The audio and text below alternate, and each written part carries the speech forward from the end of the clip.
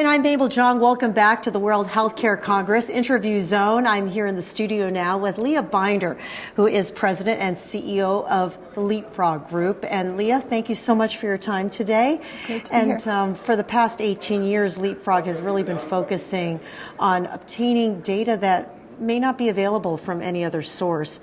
This is something other organizations are trying to do, to find data to help them do business better. Where do you think this data is going to lead healthcare towards? Well, hopefully we'll ultimately be able to have a market for healthcare that functions in a healthy way, the way other markets function. So, for example, people should really be choosing their healthcare providers based on how good a job they do. If they're high quality, if they're safe, if they're cost effective, if they're delivering the right care at the right price. I mean, these are fundamentals of any market.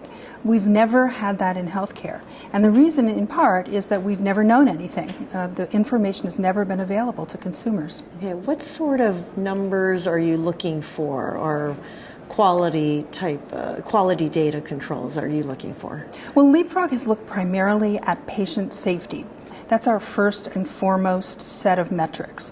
We want to know if a hospital puts the patient's needs first and foremost when they walk in the door. And that sounds like a simple proposition, but unfortunately it's unusual. It's actually the case that many hospitals really don't consider the patient's needs on a 24-hour-a-day basis.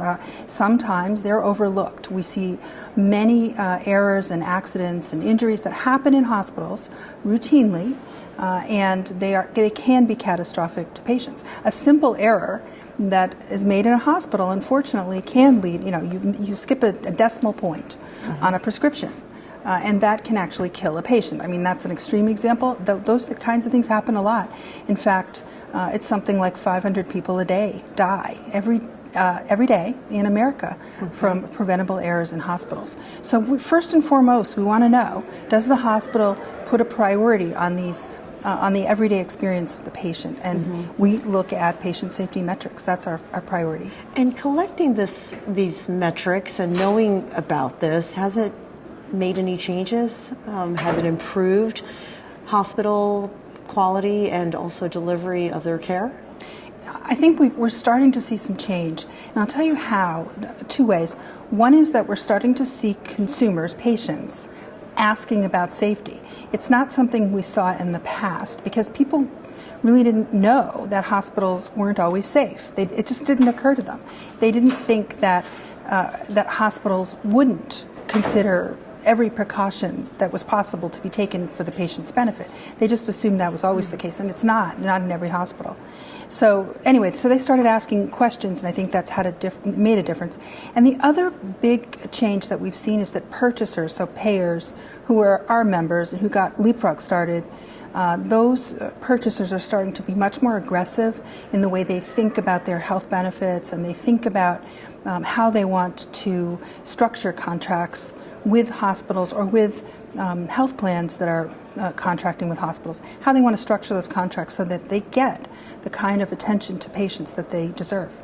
And all the things that you've learned about hospitals and also the state of health organizations in the U.S., you've also discovered a hidden surcharge that patients unknowingly pay. Can you go into detail about this a little bit? Well, we did some research, and we found, now that we have finally some data, and it's public, on errors and injuries and infections in hospitals. We have some better information on how often they happen and which hospitals. We all of a sudden realized we could also get some data on how much they cost.